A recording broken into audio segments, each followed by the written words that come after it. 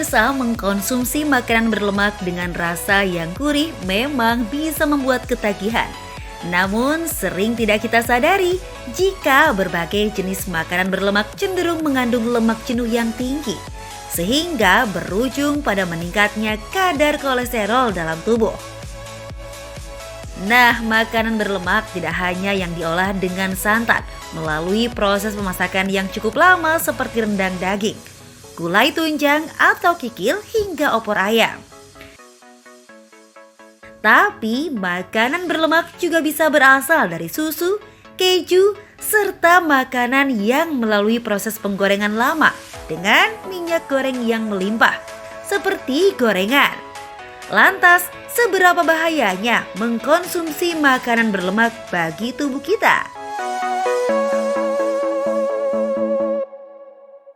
Banyak orang yang takut serangan jantung, tapi setiap kali tanya pantangannya apa, mereka selalu takut kalau misalkan dilarang-larang makan pisang goreng, bakwan goreng, mungkin banyak goreng-gorengan itu. Kenapa ya itu, Intan ya? Nah itu dia dokter, banyak banget orang yang tidak bisa meninggalkan gorengan dan juga makanan bersantan. Kenapa ya? Apa mungkin karena rasanya yang nikmat jadi susah buat nolak, ketagihan gitu ya?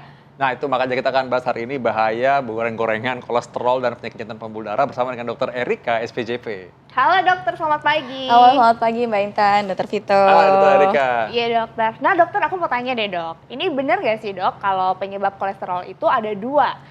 Secara alami dan juga sulit dikendalikan, serta yang muncul dari kebiasaan sehari-hari sehingga lebih mudah nih dok untuk dikontrol. Ya, betul sekali Mbak Intan. Jadi memang penyebab kolesterol atau lemak darah di dalam tubuh kita itu ada dua sumber ya. Yang pertama memang alami dari tubuh kita sendiri atau tubuh kita ini memproduksi sendiri ya. Salah satunya adalah faktor genetik yang berperan. Ya, lalu ada kondisi-kondisi juga seperti usia, lalu masa kehamilan, menyusui itu juga dapat meningkatkan secara alami kadar kolesterol tubuh. Namun ada juga yang memang bisa kita kendalikan, yaitu salah satunya adalah asupan makanan yang mengandung kolesterol tinggi, yang kalau misalnya kita bisa kontrol makanan tersebut, kita dapat menurunkan kadar kolesterol di dalam tubuh kita. Tapi dok, ini resiko penyakit yang berbahaya tuh apa aja sih dok ya dari tingginya kadar kolesterol itu? Ya, tentunya kadar kolesterol tinggi ini dipercaya memang salah satu penyebab utama dari penyakit-penyakit pembuluh darah, antara lain adalah penyakit jantung koroner, stroke ya, ataupun penyakit-penyakit pembuluh darah lainnya. Nah, kenapa ini bisa terjadi? Karena kandungan kolesterol yang tinggi, terutama LDL ya, lemak yang jahat di dalam tubuh, itu akan dipercaya menyebabkan salah satunya proses yang namanya aterosklerosis, yaitu penumpukan plak di pembuluh darah, terutama pembuluh darah jantung dan otak. Kalau jantung jadi penyakit jantung koroner, kalau misalnya di otak menjadi stroke gitu Mbak Intan. Nah dokter, ini katanya kan menurunkan kadar kolesterol itu kan katanya salah satunya dengan menerapkan pola makan sehat. Nah ini pola makan sehat yang seperti apa dokter?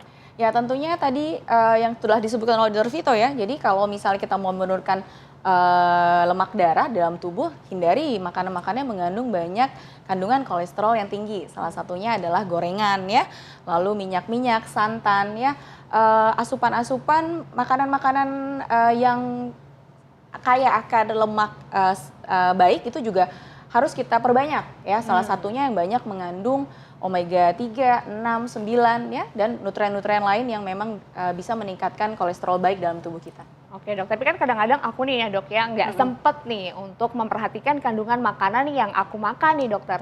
Biasanya aku imbangi dengan suplemen yang mengandung lemak omega 3, 6, dan 9 yang katanya mengandung lemak baik untuk tubuh nih dok. Apakah itu bisa dok membantu untuk menurunkan kadar lemak darah atau kolesterol di tubuh kita dok? Ya betul, jadi tadi yang saya sebutkan bahwa kalau kita mengkonsumsi banyak mengandung lemak baik ya, salah satunya tadi omega 3, 6, 9 itu biasanya banyak di makanan kita sehari-hari sih, seperti ikan ya, ikan sarden, salmon, ataupun kacang-kacangan. Namun kadang-kala betul kata Mbak Intan, terkadang kita nggak bisa mengukur ya seberapa banyak, apakah sudah cukup atau tidak, sehingga memang dianjurkan untuk diperbolehkan untuk menambahkan suplementasi. Saat penambahan suplementasi itu dapat membantu pemenuhan kebutuhan akan lemak-lemak baik atau omega 3, 6, 9 tersebut untuk tubuh kita. Makanya penting banget di pemilihan bahan makanan ya. Betul. Karena ini tidak bisa disintesis oleh tubuh kita sendiri. Jadi ya Betul. kita harus dari makanan. Dan bahkan ini punya kelebihan kalau kita makan omega 3, omega 6, omega 9 ini banyak kebutuhan untuk jantung dan pembuluh darah. Selain dia bisa membantu untuk menurunkan tekanan darah karena dia ada elastisitas pembuluh darah yang bisa lebih diperbaiki dengan adanya ini. Dan juga dia mencegah supaya terjadinya tuh darah terlalu nempel-nempel dalam.